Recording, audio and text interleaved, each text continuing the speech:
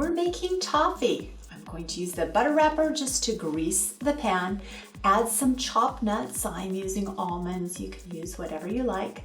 We'll set that aside and then we'll start melting that butter. Next, we'll add brown sugar and we want to stir that up. And we're just going to constantly stir. We want this to come to a boil and have it kind of come together nicely, just like that. And then we're going to continue stirring for about 7 minutes until this mixture starts to smoke. It will be a small amount of smoke, but you will see it, so pay close attention.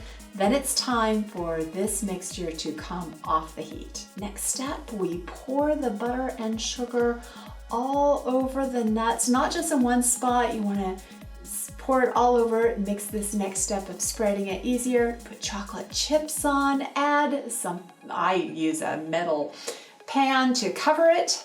Keep that heat in to kind of melt the chocolate.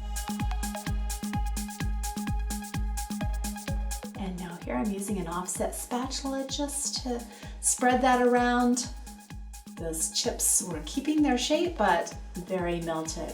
All right, that looks good. And now we're going to add more finely chopped nuts to the top.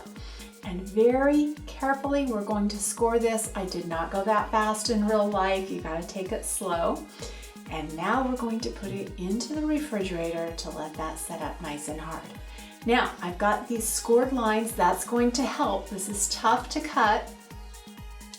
And once I cut it there, I just kind of broke it up and cut it a little bit more because I like uneven pieces of toffee, kind of rough looking, and there it is stacked so nicely.